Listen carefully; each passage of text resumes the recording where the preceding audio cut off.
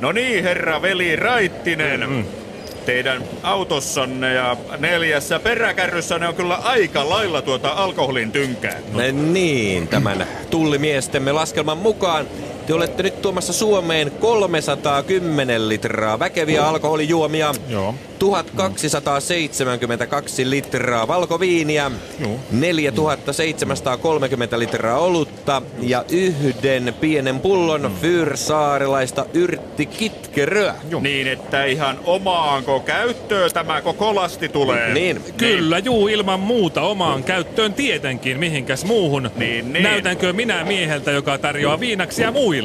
Niin, ottamatta kantaa teidän kuvottavaan ulkonäköönne.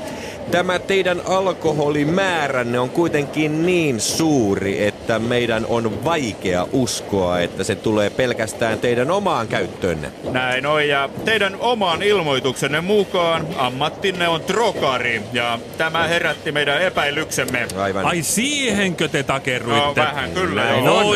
Voi, en minä trokaa alkoholia, minä trokaan Suomeen sulanutta suklaata Euroopasta. Ai jaa. Tutkikaa vaikka päällystakkini vasen povitasku, siellä on 200 grammaa sulanutta saksalaista suklaata. Me emme ole nyt kiinnostuneita suklaasta, vaan teidän alkoholituliaislastistanne. Omaan käyttöön ne tulevat.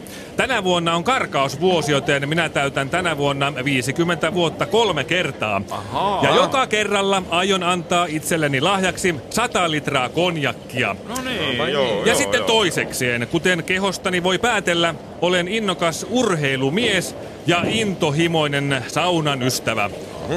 Käyn päivittäin 3 kertaa treeneissä.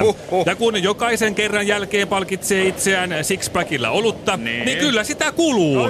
Ja saunakaljet päälle. Sixpack aamuin illoin. No kyllähän tuolla tahdilla menee liki 3700 litraa olutta vuodessa. Joo, ja omaan käyttöön. Mutta, sitten jää vielä yli 1000 litraa olutta, jolle ette vielä ole esittänyt omaa käyttöselvitystä. No kai minäkin saan viikonloppuisin vähän rentoutua. No, kyllä, rentoutua pitää. No, mitenkäs nämä viinit sitten? Niin, viinit. Ette usko, miten kömpelö minä olen. Ai jaa. Yli puolet viineistä menee siihen, että kaadan laseja pöytäliinalle ja syliini.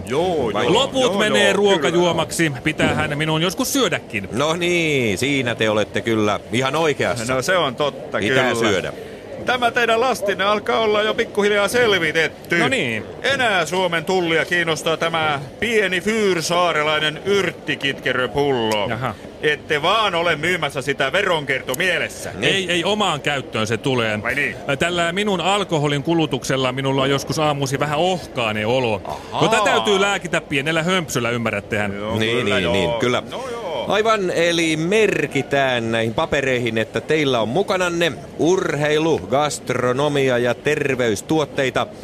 Se on OK, eli omaan käyttöön.